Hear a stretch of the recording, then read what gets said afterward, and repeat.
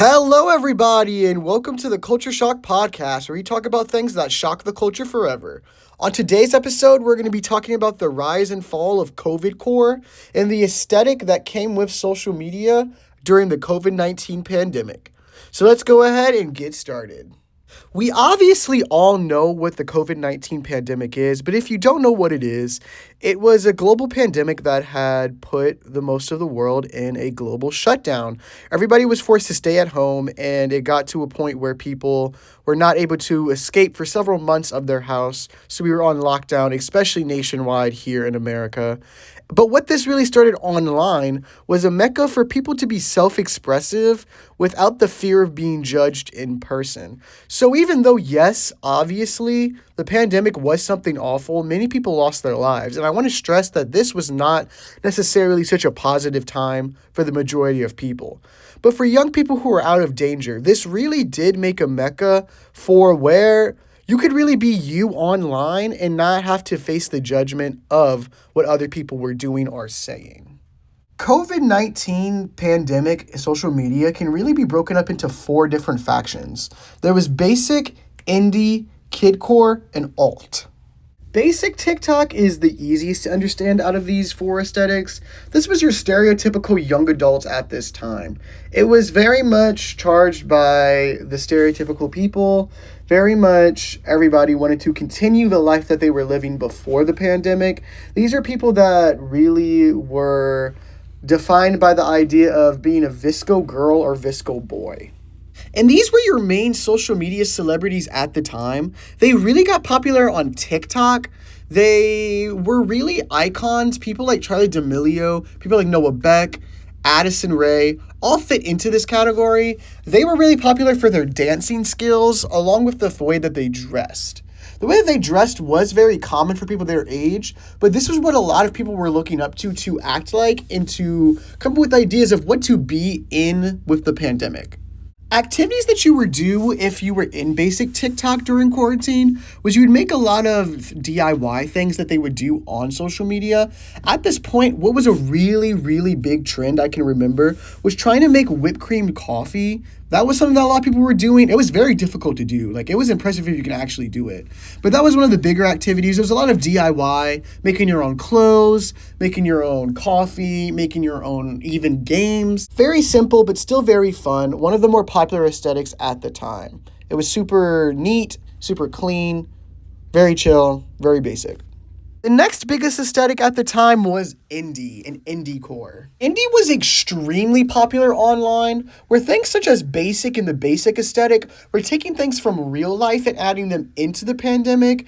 The indie aesthetic that rose during quarantine was almost completely rose through the internet. And when people talk about COVID core and quarantine core now, as I'm filming this in 2025, this is mainly what they were talking about. This is the traditional COVID quarantine core. This aesthetic had a lot to do with physical style. It was very good at blending the masculine and feminine into one. Where yes, a lot of the outfits that were worn by girls at this time were very feminine in nature. It still had very masculine properties, like very baggy shoes, very baggy pants, things that were not traditionally viewed as feminine, but having feminine elements. Same thing with men. A lot of men threw away more traditional masculine outfits in this aesthetic to more add a universal, almost non-gender conforming look to your look, as well with over-saturation and a lot of bright colors. A really big part of this aesthetic was also how you edited photos at this time and the way that your room looked overall. Being that it was COVID and a lot of people were not actively living in real life, a lot of things of how people were doing and communicating were through things like FaceTime and videos posted on the internet. So a lot of the things were shown in your room. A lot of what you were doing successfully on the internet was done in your own personal bedroom. So the very big basis of these aesthetics were very much rooted in the 20-year cycle of aesthetics anyways. It took a lot from early Y2K not much late 2000s, but early 2000s. And a lot of the imagery was things that a lot of teenagers were doing in the early 2000s, such as collecting CDs and putting them on their walls. Dressing, once again, blending the baggy with the tight was a very, very big thing at this time as well. But a really big thing besides the visual aesthetic that set this aesthetic apart was they really controlled the music of TikTok. A lot of the indie music that was kind of seen more as a subsection before the pandemic became the norm for internet music, with some of these people having their careers spawned due to the virality of their music on indie TikTok, with some of these songs still to this day being classics and almost being considered as modern classics because of the popularity that they had on COVID TikTok, with the indie TikTok forefronting them. Another really big aesthetic at this time was something that was also seen as brand new, which is something called kidcore. Kidcore was more seen as a response to the pandemic. These people had a little bit more problems adjusting to the pandemic, where the basic and indie kids were very much, okay, I'm going to use this outlet to explore myself behind doors, where the kidcore people had a little bit more of a struggle. So kidcore was rooted in reverting back to yourself as a child when you were happy before the COVID-19 pandemic hit. And this aesthetic visually was kind of weird. A lot of people took issue with it. I'm going to get to the problems with it in a little bit, but it got to where people were wearing a lot of children's clothes, things that were inspired by mid-2000s children core, because this is what the people who were young adults at the time were children in the mid-2000s.